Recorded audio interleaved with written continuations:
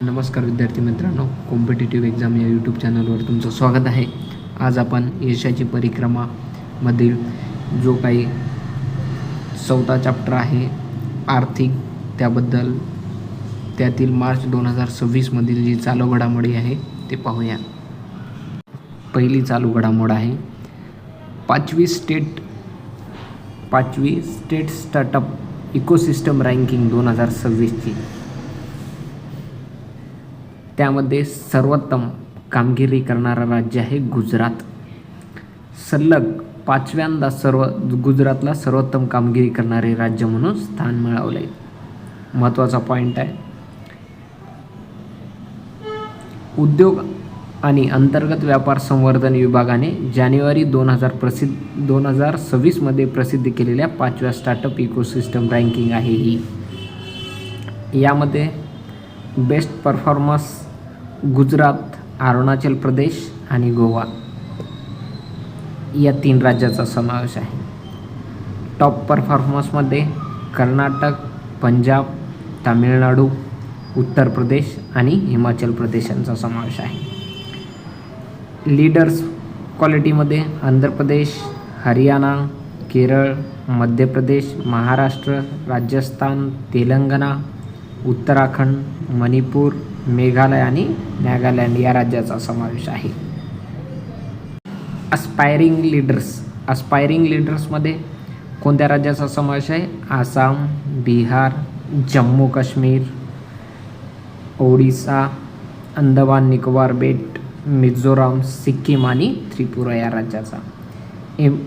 Emerging startup इकोसिस्टीममध्ये Chhattisgarh, Delhi, Chandigarh, Dadar आणि नगर हवेली आणि दमन आणि दीव, लडाख, लक्षद्वीप आणि पुदुचेरी या राज्याचा समावेश आहे. आता डायग्रामद्वारे आपण समजून घेऊया. भारताचे टॉप 5 स्टार्टअप इकोसिस्टम स्टेट कोणकोणते आहेत? गुजरात पहिल्या नंबरवर आहे. लक्षात ठेवा, 5व्यांदा गुजरात पहिल्या नंबरवर आलेला आहे. बेस्ट परफॉर्मन्समध्ये गुजरात, अरुणाचल प्रदेश आणि गोवा. टॉप परफॉर्मन्समध्ये कर्नाटकचा समावेश आहे. टॉप परफॉर्मन्समध्ये तामिळनाडू, पंजाब, उत्तर प्रदेशचा सुद्धा समावेश आहे. बेस्ट परफॉर्मन्समध्ये गुजरातचा समावेश. बेस्ट परफॉर्मन्समध्ये गुजरात, अरुणाचल प्रदेश आणि गोवा. सर्वात महत्त्वाचं आहे यामध्ये गुजरातचा 5व्यांदा पहिला क्रमांक मिळवलेला आहे. इथं दिलेलं आहे गुजरात सलग 5 वर्ष नंबर 1वर. या डायग्रामद्वारे तुम्ही लक्षात ठेवा. आता आपण दुसरी चालू घडामोड पाहूया. भारतातील पहिली वंदे भारत स्लीपर ट्रेन सुरू झाली आहे. भारतात पहिली. ती कुठे झालेली आहे? कलकत्तामधील हावडा ते गुवाहाटीमधील कामाख्या यांना जोडणार आहे. पहिली आहे भारतात पहिली वंदे भारत स्लीपर ट्रेन आहे. या ट्रेनला 17 जानेवारी 2026 रोजी पश्चिम बंगालमधील मालदा येथून हिरवा झेंडा दाखवण्यात आला. कोण दाखवलं हिरवा झेंडा? पंतप्रधान नरेंद्रजी मोदी यांनी.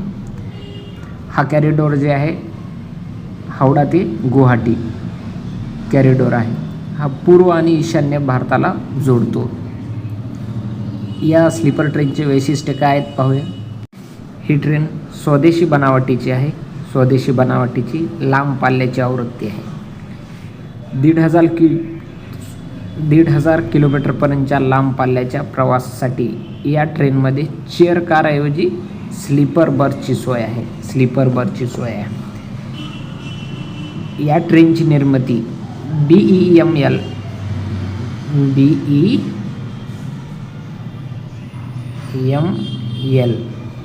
लिमिटेड आणि इंटिग्रेटेड कोच फॅक्टरी चेन्नई यांनी या दोघांनी मिळून तयार केली.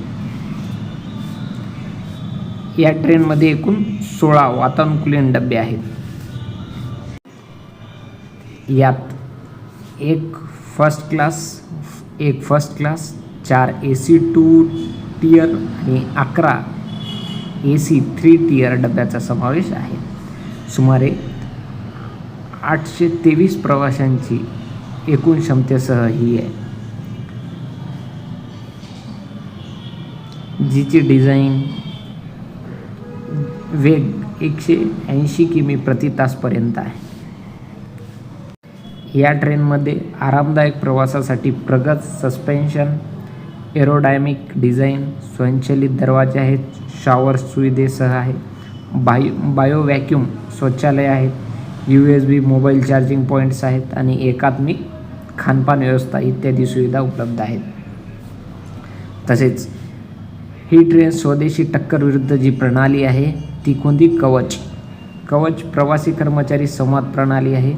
CCTV पाळत ठेवण्याची व्यवस्था आहे. आपत्कालीन आग शोध प्रणालीने सुद्धा सुसज्ज आहे. त्या ट्रेनची इमेज थोडक्यात पाहून घेऊया. हे इथं दिलेले आहे बघा. वंदे भारत स्लीपर ट्रेन इथं दिलेलं आहे. हावडा ते गुवाहाटी. तिसरी चालू घडामोड आहे. 16व्या वित्त आयोगाचा अहवाल संसदेत सादर केला. 16व्या वित्त आयोग जे आहे ते 2026-27 अर्थसंकल्पावर आधारित किंवा 26-27 ते 30-31 साठीचा अंतिम अहवाल आहे. तो कोणाच्या अध्यक्षतेखाली? अरविंद पानगडिया यांच्या अध्यक्षतेखाली 16वा वित्त आयोग. लक्षात ठेवा, या पहिल्याचा 15वा वित्त आयोग होता. यात अनुलंब प्रक्रांती, समस्तर प्रक्रांती, कर महसुलात राज्यामधील वाटप आणि त्यातील निकष कोणत्या वजनाच्या आधारे घेण्यात आलेला आहे ते सांगितले आहे. उत्पन्नावर आधारित 16व्या वित्त आयोगाने 42.5%,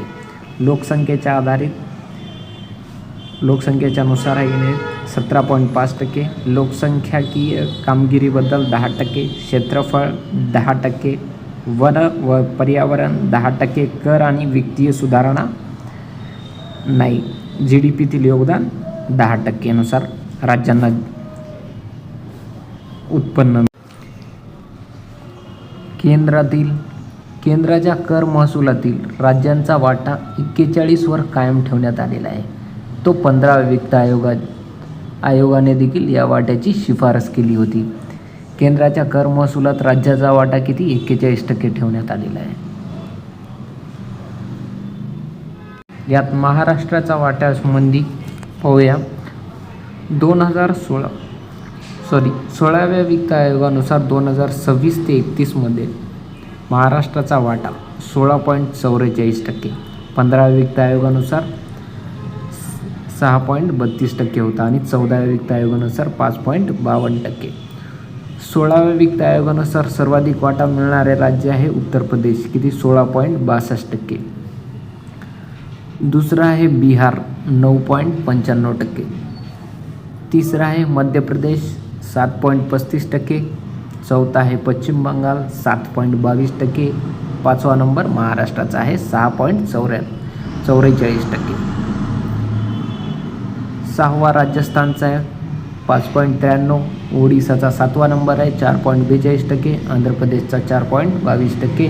कर्नाटकचा 4.13%. तामिळनाडूचा 4.10%. 16व्या वित्त आयोगाच्या सुधारित विकेंद्रीकरण सूत्रानुसार 5ही दक्षिणेकडील राज्यांचा कर विकेंद्रीकरणातील वाटा 15व्या वित्त आयोगाच्या शिफारशीच्या तुलनेत वाढला आहे. जे दक्षिणेकडील 5 राज्य आहेत त्यांचा वाटा काय केलेला आहे? वाढवलेला आहे. त्यातील पहिला आहे आंध्र प्रदेश. पहिलं होतं 4.047%. आता तो वरून 4.217 पर्यंत आलेला आहे. कर्नाटकाचा वाटा तेव्हा होता 3.647, आता 4.131. केरळचा वाटा 1.925% वरून आता 2.382 वर आलेला आहे. तामिळनाडू 4.079% वरून 4.097% पर्यंत आलेला आहे. तेलंगणाचा 2.102% वरून 2.174% पर्यंत आलेला आहे. मोठ्या उत्तरेकडील मोठ्या उत्तरेकडील राज्याचा वाटा कमी झालेला आहे. उत्तर प्रदेशचा वाटा कमी केलेत आणि दक्षिणेतील जे काही 5 राज्य होती, आंध्र प्रदेश, कर्नाटक, केरळ, तामिळनाडू आणि तेलंगणा यांचा वाटा वाढवलेला आहे. तर उत्तरेकडील 2 राज्याचा वाटा कमी केलेला आहे. ती राज्य कोणती? उत्तर प्रदेश. उत्तर प्रदेशचा 17.939% वरून 17.619% आणलेला आहे. बिहारचा वाटा 10.058% वरून 9.948% आणलेला आहे. 16व्या वित्त आयोगाविषयी थोडक्यात माहिती घेऊया. 2026-27 ते 2030-31 साठी केंद्र राज्य वित्तीय संबंधाची शिफारस करण्यासाठी राष्ट्रपतींनी राज्यघटनेच्या कलम 280 नुसार 31 डिसेंबर 2023 रोजी अरविंद पानगडिया यांच्या अध्यक्षतेखाली 16व्या वित्त आयोगाची स्थापना केली. त्यांनी 17 नोव्हेंबर 2025 रोजी आयोगाने आपला अहवाल राष्ट्रपतींना सादर केला आणि हा अहवाल 1 फेब्रुवारी 2026 रोजी संसदेत मांडला गेला. यातील अध्यक्ष आहेत अरविंद पानगडिया. ते नीती आयोगाचे सुद्धा माजी उपाध्यक्ष होते. यातील सदस्य पाहूया. श्रीमती नी जॉर्ज मथ्यू, डॉक्टर मनोज पांडा, श्री टी रब्बी शंकर, डॉक्टर सौम्या कांती घोष, सचिव श्री ऋत्विक पांडे यांचा समावेश आहे. वरील डायग्रामनुसार थोडक्यात माहिती पाहूया. संसदेत अहवाल जे आहे तो फेब्रुवारीमध्ये अहवाल 1 फेब्रुवारी 2026 रोजी सादर करण्यात आला. अध्यक्ष कोण आहे 16व्या वित्त आयोगाचे? अरविंद पानगडिया. कालावधी यांचा किती? 5 वर्षाचा आहे. महाराष्ट्राचा वाटा किती? वाटा 6.44. सर्वाधिक वाट्यानुसार सर्वाधिक राज्य, टॉपचं राज्य उत्तर प्रदेश, नंतर बिहारचा. उत्तर प्रदेशचं 17.62%, बिहारचं 9.95%. बेसिक माहिती आहे. कालावधी किती आहे 16व्या वित्त आयोगाच्या? 26-27 ते 30-31, 5 वर्ष. अध्यक्ष बघून घ्या. स्थापना दिवस किती आहे? 31 डिसेंबर 2023. कोणत्या कलमानुसार?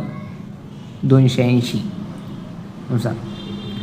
राज्याचा हिस्सा, राज्यांना हिस्सा केंद्र आणि राज्याचा हिस्सा किती? 41%. 15व्या वित्त आयोगाप्रमाणेच ठेवण्यात आलेला आहे.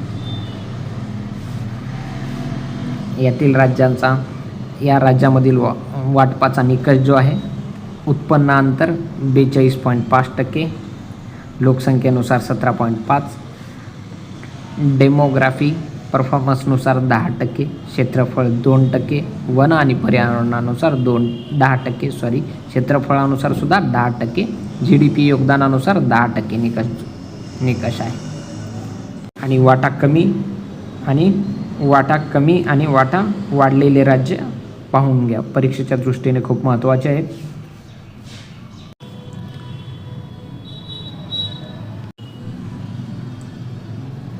पाचवा महत्त्वाचा मुद्दा आहे भारत टॅक्सी सेवा.